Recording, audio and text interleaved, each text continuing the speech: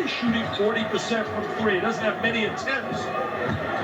Jamison leans in again and hits another one. Can't let him get the ball that easily inside. Guts to shoot a three-pointer in this game. I'll tell you one thing, he knows with that bench that's limited, he's going to get PT. Blue Devils by 3. Nice look. There he is. Operating, breaking you down. Antawn. They're going to do it.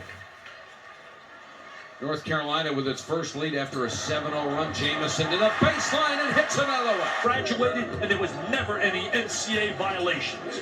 Couldn't agree with you more. He set the standard. Coda dumps it off for the jam to Jamison. There's Antawn Jamison with the little jam. McLeod again. What a great effort. What a great effort. Came up empty. What a superb effort. Hello! Hello! Nobody get back, baby! That's Jam City and the Big Blue Leather! That's what great players do. They like the big moment. They like the big stage. Shane Battier. Double team. Blocked. He did What defense by Jamison. for his Duke team being behind. They have never trailed at halftime. Average of 19-point differential at halftime. Oh. Jamison ahead. Hello! Hello! Jam City! Jam City here in Chapel Hill! Jamison, he's cherry picking as they say on the playground. He sneaks out and they recognize him right away. Nobody rotates back. Trying to encourage his to just keep doing what they're doing. He's getting a little rattled now on the offensive end. Coda pull up. Followed by Jamison. Jamison is having one of those days. You know Duke can get back in the game quickly. Boy, when they've seen that zone, they just go crazy. They've hit 5 out of 9 from three-point range. Jamison again, that's 20. Can't handle him tonight on the inside. It's the Antawn Jamison show. Awesome Antawn. Three-pointer by Trajan Langdon. Comes out. Carroll with a rebound. Then he had it taken away by Coda. Oh, there it is. Jamison with 22 and a foul. What's going on, ladies and gentlemen, and welcome back to Go School Retro NBA, episode 23, where I'm here to talk about none other than Antawn Jamison. That's right.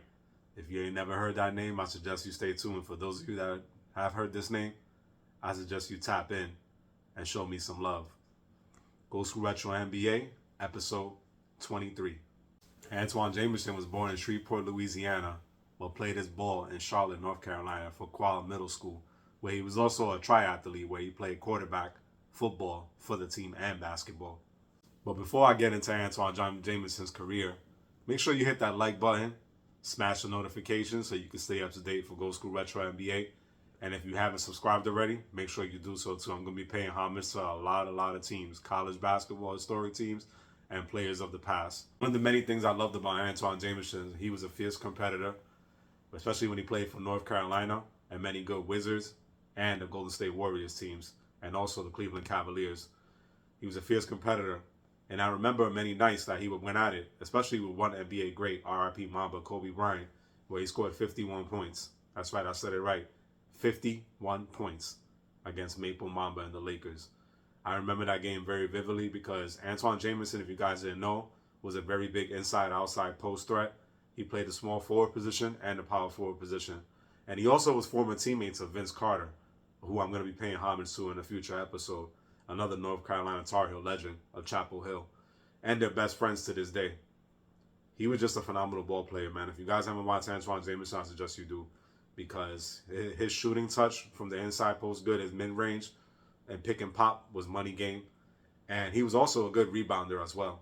He would go on to play high school ball at Providence in his hometown of Charlotte, North Carolina, where he actually became an McDonald's All-American as well. His senior season at Providence, he would average 27 points, 13 rebounds, and 4 blocks per game, dominating on both ends of the floor. And that was the two-way game of Antawn Jamison, because that's the type of baller he was, prolific. Jamison would go on to be recruited by North Carolina, Chapel Hill, with his then best friend, teammate Vince Carter, who they have a close relationship to this day. He played 3 seasons with North Carolina Tar Heels, averaging 19 points and 9 boards a game. 1997-98 season, he was nominated for the Naismith and Wooden Award for his outstanding play with the North Carolina Tar Heels. And mind you, Antawn did this in his junior season, so it goes to tell you all the hard work and dedication he put into his game. He would forego his senior year, where in 1998 he would make himself eligible for the NBA draft. He would then earn his BA and return to the school to earn his degree in Afro-American Studies and Afro Studies, where he got his degree from North Carolina. He was also the 7th player to be honored in that ceremony as a Tar Heel and have his jersey retired. On March 1st of 2000, Antawn Jamison's iconic number 33 was retired at the Dean Center, where his jersey was retired in the rafters. 1998 NBA draft, he was selected number 4, but he would then be traded from the Toronto Raptors to the Golden State Warriors for his former friend and teammate Vince Carter. He would go on to spend his first 5 years with the Golden State Warriors, and this is nights that I remember, against the Seattle Supersonics and the LA Lakers that year, which featured Kobe Bryant. He scored 51 points on a back-to-back night. And I remember that game very vividly because Antawn Jamison was just getting buckets. He was diving for everything. He wanted to get that win, and they actually won that game against the Lakers. And you guys got to remember, too, he was going up against a real bruising defending 4 at Horace Grant. Even though he was getting up there in his age, he was still one of the best power forward defenders in the game. And he also went up against another legend who had a great game that night, Kobe Bryant, Mamba, R.I.P., who I'll be paying a homage to in a future episode. And that game was iconic. It stuck out to me because I remember it as a teen, and I still watch it to this day. It was fun. Antawn Jamison was just a great ball of energy, and Grant Antawn always played the game like that with a heart load of passion. He wasn't really a big talker, but he showed a lot of emotion, if that made any sense. And you could tell that he really genuinely loved playing the game of basketball. In his 3rd season, he would go on to average 24 points per game in the 2000-2001 season, which marked his career high. And mind you, that was only his 3rd season. But following that season, 2003-2004, he would be traded to the Dallas Mavericks alongside Danny Fortson, Chris Mills, and Jerry Welch. And this started a new beginning for him with the Dallas Mavericks and Antawn Jamison's career. In that deal, the Warriors would get Nick Van Exel, Avery Johnson, and Evan Eschmeyer. Also, in his first year with the Dallas Mavericks in 2003-2004, he would experience his first winning season and make his first playoff appearance, as the Mavericks would enjoy a 52-30 record. And to add to that, Antawn Jamison put in that work and also made his first 6th Man of the Year award. So it goes to show you, man, going through North Carolina and coming into the NBA, enjoying his first winning season with Dallas, he also adds a cherry on it and ends up getting 6th Man of the Year award. Goes to show you all the hard work that Antawn put into the game of basketball. But unfortunately that season, they would be ousted in the first round by the Sacramento Kings in 5 games. Unfortunately, after that, he was once again traded to the Washington Wizards, where he would spend his next 6 years of his career between 2004 and 2010 in exchange for Jerry Stackhouse, Christian Laettner, and a first-round pick, which would later turn into Devin Harris, who I will also be doing future episodes for. And this was the start of his uptake in his career because Washington Wizards, I think were the best years of his career, and also with Golden State and the Dallas Mavericks, especially when he won the 6th Man of the Year award. But let me tell you, man, those Wizards teams were gritty and grindy. They had Deshaun Stevenson. They had another lights-out shooter in Gilbert Arenas, who was a young neophyte. And they had Caron Butler. And they had Brendan Haywood. This team was just good and gritty, man. They had a good bench. It was a good, young, gritty squad, man. And they actually gave a lot of teams problems. And they were very fun to watch back then, man. It kind of reminds me of like the young OKC team that we see right now. Just young, gritty, and grindy. And, you know, they just got it out the mud, man. They were so good and fun to watch. And not only that, this trade actually reunited him with his Warriors teammates, Larry Hughes and Gilbert Arenas. So I know Antawn Jamison was very fond of being reunited with his former Warriors teammates, because I know those teams were fun. While they didn't win a ton of games and didn't experience a playoff berth, they were very fun to watch back in the early 2000s. And guess what, man? That 2004-2005 season, Antawn Jamison would go on to make his first All-Star appearance.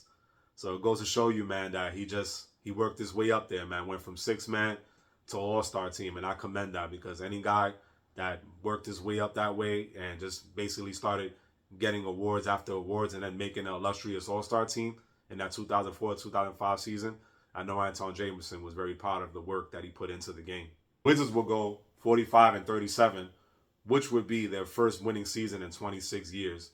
So the Wizards went through a lot of changes, a lot of name changes. They used to be called the Bullets, and they had a lot of losing seasons where they wouldn't make the playoffs. So I know putting together this good team and adding Antawn Jamison put them over the top and made them make the playoffs, especially with the lights-out shooting of Gilbert Arenas. It also would be their first playoff appearance since 1997. They advanced past the first round, and that hadn't happened since 1982. So it goes to show you all the down years that the Washington Wizards and the Bullets went through.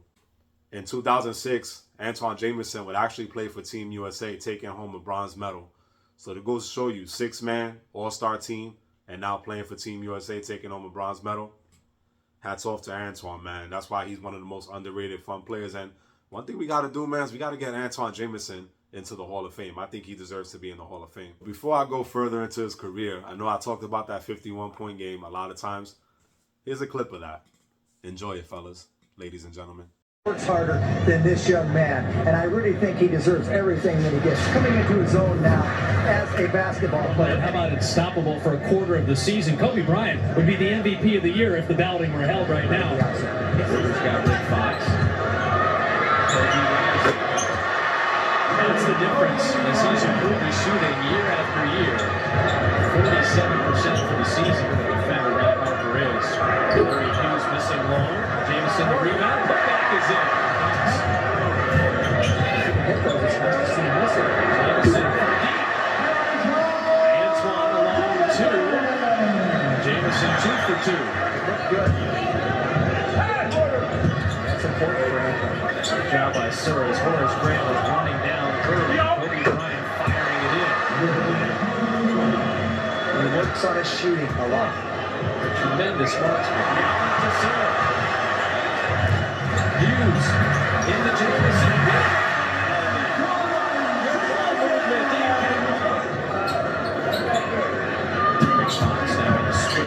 This Black Friday. Foster in deep. Fading. Defense by Dampier. Jamison couldn't collect it. Bryant's creating space and finishing. When in the first quarter, he was in the same kind of spot on the other side of the hoop. I thought he could have finished. We'll see if they can continue that trend. Jamison, he is 5 of 7 shooting. 10 points, 7 boards, 3 assists. That shooting game. Always a good defender in body.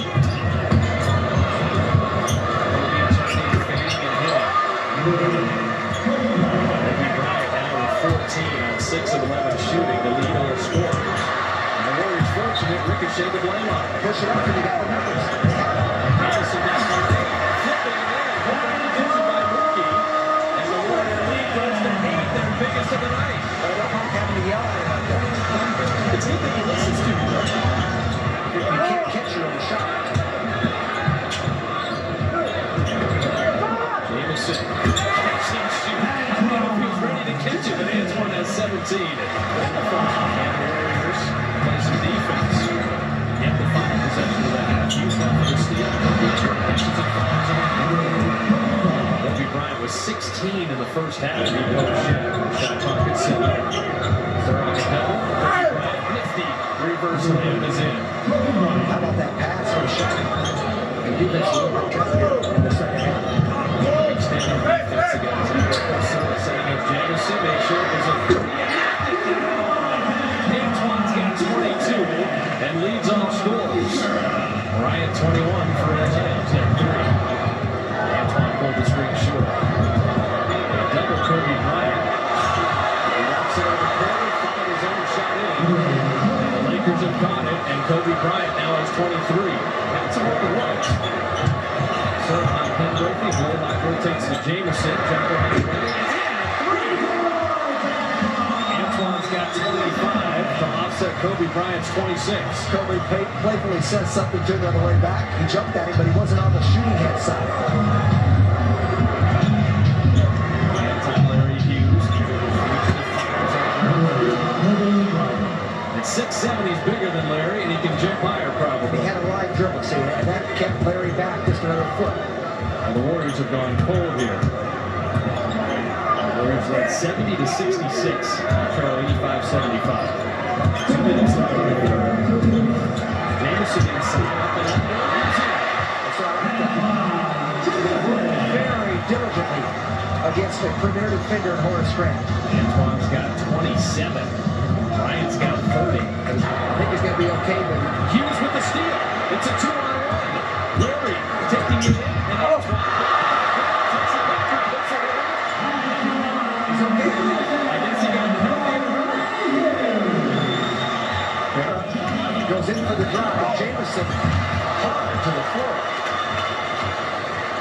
Lays there until the Warriors come up with the ball. And he says, all of a sudden, hey,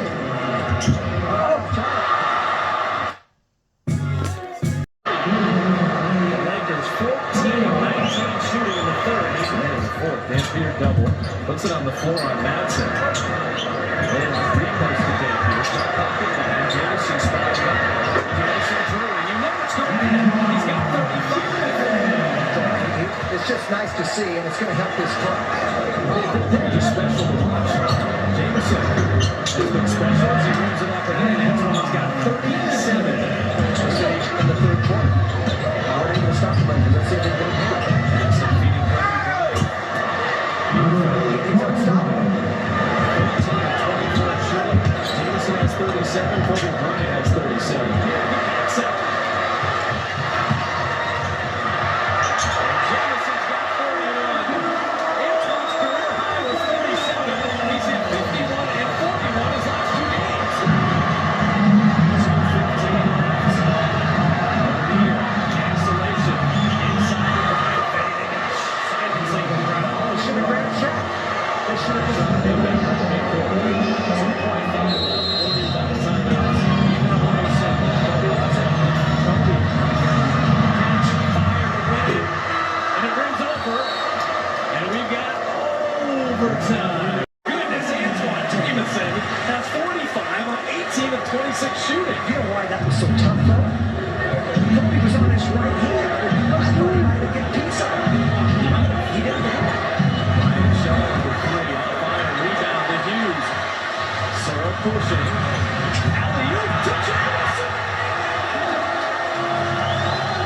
It's a 4-point lead with 3.5 left in overtime. They're standing and going crazy in the arena. Kobe Bryant isolated on Hughes. Jamison comes to help. Bryant silencing the crowd again. And Kobe's got 43. And that's why you keep fouling Shaq if he gets the ball. The Warriors have another basket. 2:15 left in overtime. Bryant with a steal. Bryant with the steal and the dunk. As he think Larry Hughes at midcourt. Dave Cowens will take time. It's a 2-point game. Goes down the fadeaway jump shot and then pokes his hand in. Just for a moment, Larry Hughes exposed that ball. With 6 straight from Kobe Bryant. Jamison on Morris Grant. He wants an isolation. Grant, the excellent defender. Jamison little bunnies in. Antawn with 49. He's made his last 9 shots. And he's beating a great defender. He just outcooked him again. I don't think Bryant's giving it up. Kobe Bryant rising from the wing. He got it again. Bryant's got 49. Jamison's got 49. Let's do it again, even at 120. 70 seconds left in overtime. As Paul Landry said once, who are those guys? Jamison's got